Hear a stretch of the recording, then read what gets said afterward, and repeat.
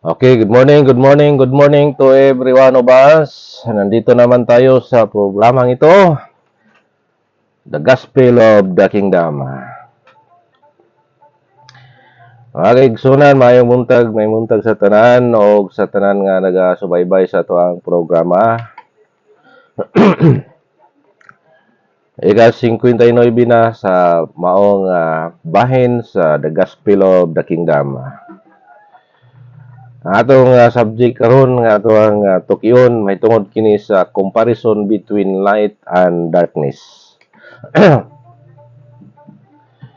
Shout out sa tanan nga mga kaigsunan, mga covenanted pastors, covenanted churches nga diin matinumanon obedience o gi terminuhan og mga karnero.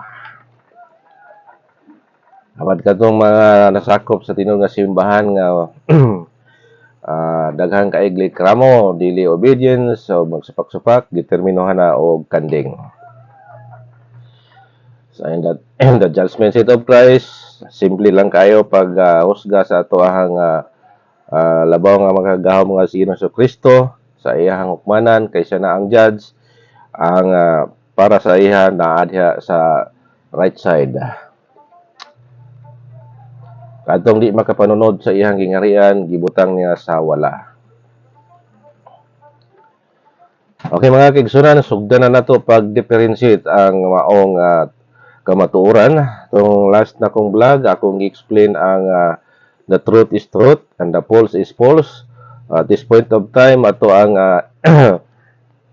i-analyze o i-compare ang light and darkness.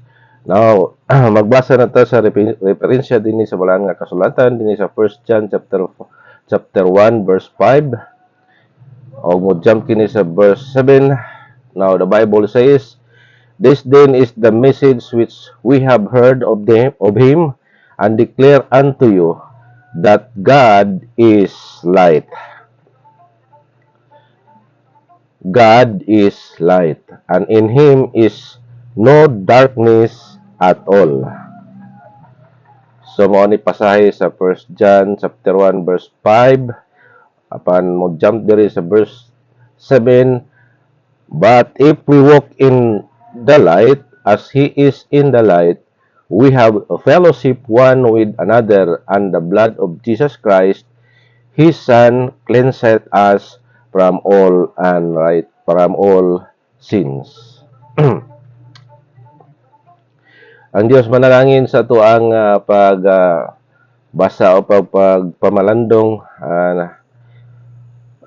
ngayo tag kaalam mo kay balon ni orasa murag masama ang pakiramdam ko, lahi akong tingog kay murag gibisitahan ko ni Flor, pero sa ingon niya na ato nga paningkamutan mga kaigsunan nga makahimo ko sa pag connect sa matag usa kanyo karon padayon ta sa pagpamalandong sa pulong sa Ginoo. Now, karong niaging vlog nako akong gipasayas ang kining gitawag nga ang white is white and black is black, no? So dili pwede nga mawala ang black ug mawala pud ang white. So comparison gyapon higala igsoon. Mawala man ganing ang white tungod kay gipinturohan og black. Pero naa ang white sa ilalom. So dili pwede nga ang itom mahimong puti. Unang puti mahimong itom. Asa na ang itom? Matod pa sa mga supakiro nga dili gusto kamaturan, dili daw sila mamati nining maong mga paghangop sa maong pagdoktrina tungod kay ang magtutudlo daw kuno ang sayop himuong insakto ug ang insakto himuong sayop. Di na pwede higala igsoon nga maingon niya na, no? Kung namatunis ka, dili pwede nga di ka mo back to zero. Imo yung tanggalon na tanan og musugod ka sa zero. So ang kamaturan gyud na dili gina pwede nga i-consider nga insakto, no? Ang dili insakto, dili gina insakto. So the same through diri sa light and darkness. dili pwede nga ang darkness himuong light, nya ang light himuong darkness. So unsa man na klase nga analogy, no?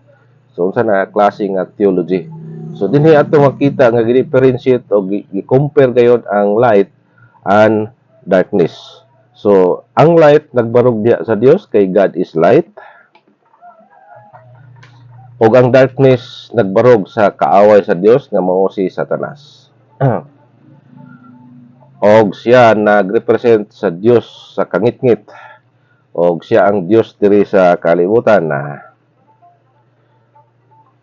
lantawara god kanang mga tawo nga naglakaw diha sa kangitngit, dili sila gusto nga mahayagan.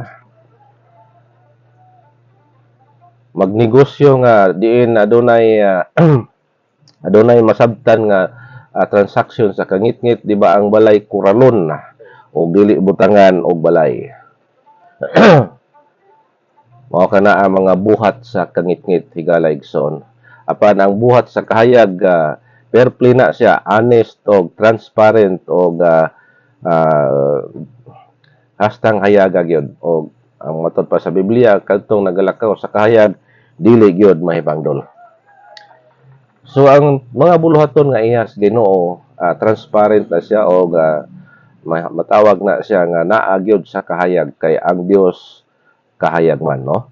God is light and in him is no darkness at all. Mo na nga wa gyud kangit-ngit nga imong makita diha ang naas kangit-ngit masilawan gyud pagtan-aw sa Dios katong kay ang Dios aside sa God is light is God is the consuming fire. Nagkalayo, no? Og din sa verse 7 ato mapamalandongan, but if we walk in the light as he is in the light, we have fellowship one with another. Ang tao daw nga nagalakaw diha sa kahayag, makig-fellowship gina siya sa matag usa. Aron nga mahinluan siya, and the blood of Jesus Christ, His Son, cleanseth us from all sin.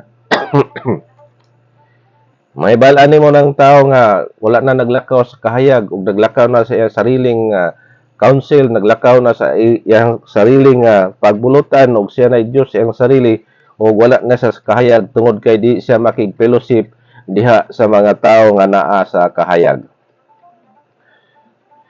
Iyahang pangawayon ang mga bright aron nga walay makabadlong niya o kung di po siya gusto mag-ipon-ipon sa mga bright nga adunay taas o mga kahibalo kay makaplagan nga siya bugo. Og makaplagan pod nga nasa kangit-ngit ang ihang mga metodo niya mga kaigsunan. Now, dinhi masabtan na to nga ang tao nga naa sa kahayag obedience na siya o gidawat niya ang mga pagtulunan nga gitudlo sa tuang Ginoo o niya makig-fellowship na siya sa matag usa aron nga makuha niya ang provision nga ang dugo sa ato ang Ginoo nga mao'y magahinlo sa tanan natong kahugawan, sa tanan natong sala. Paano man ay mahimo mga kaigsunan tungod kay di man sila mutuo nga ang tubig mao ang symbolikal sa dugo sa ato ang Ginoo. Unya dili sila mo undergo sa maong paghinlo nga ang tubig man ang gigamit sa ato ang Ginoo.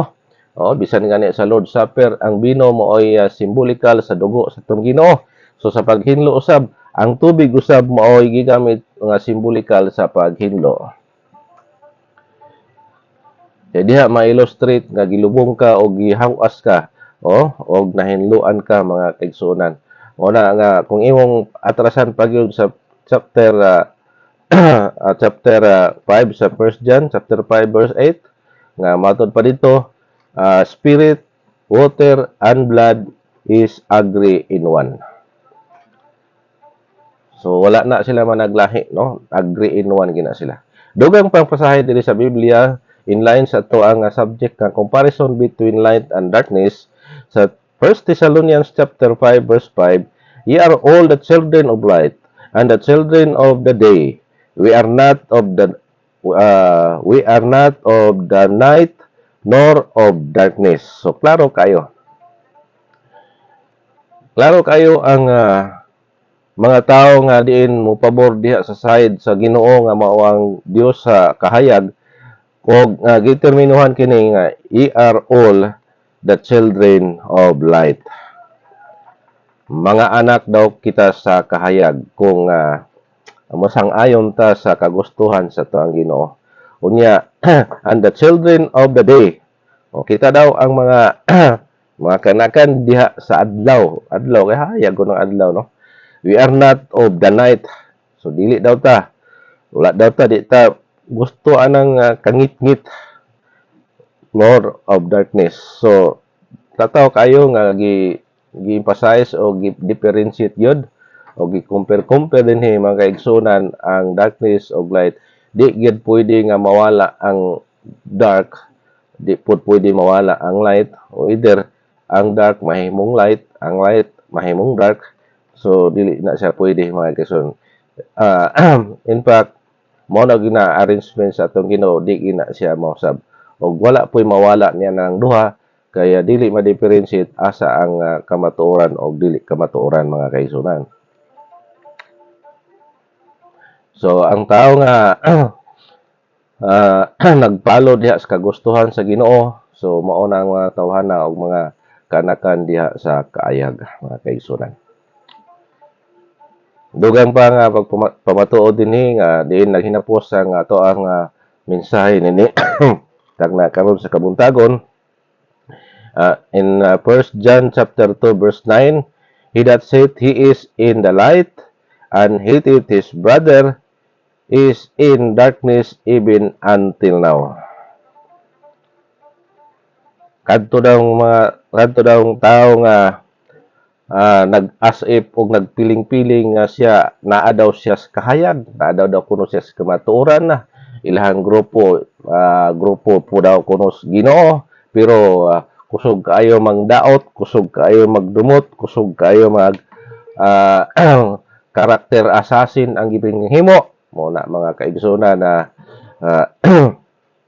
hanto daw na dihapon karon akong usbon pagbasa ang 1 John chapter 2 verse 9, he that saith he is in the light. He that saith he is in the light, naapo daw siya sa kamaturan, naa daw siya sa kahayag. And hateth his brother, iyang gidumtan ang iyang igsoon, is in darkness even until now. Gikan pa ni kaniadto og hantod karon nga mga karakter, mga kaigsunan nga diin nga nagapakaron ingnon nga Dios non o naa siya sa kahayag apan na madinumtanon, dili siya muhatag og pabor o dili siya mapinasayloon og iyang gitamnan og kawayan ang iyang igsuon og dili siya makahimo sa pag consider o pagpasaylo whatever iha kining naang puot at galit sa iyang unahunat kasing-kasing. So dili daw na anak sa kahayag kun dili ang kangit-ngit nagapabilin diha kaniya. So para mga kaigsunan na mao ni karon ato ang pagkaron mo wala sa niya ato ang pamalandungan balikon ako comparison between light and darkness og ang light dili pwedeng mawala ma-disappear o maalistan og light dili ang light yun ang darkness og ang anak sa kahayag anak na sa kahayag katong mga wala diya sa kahayag na sa kangit-ngit. So kung na mga followers ni Satanas tungod kay si Satanas nagrepresentar man sa Dios sa kangit-ngit. Og i-jot down niyo ang mga pasahe sa Biblia nga ngayon natong mamalandungan og i-apply sa atong kinabuhi. Nakita nga mga anak sa kahayag dili ta magdumot aron nga sa ingon niya na madayag og ang kahayag nga sa Dios makita diha sa ato ang kinabuhi. 1 John chapter 1 verse 5, jump sa verse 7, 1 Thessalonians chapter 5 verse 5, o 1 John chapter 2 verse 9. So daghang salamat mga kaigsuhan o hanggang sa muli magkita-kits tayo kinainyo ubos ng lagad manamilit kaninyo Pastor Armando S. Montero. God bless your heart.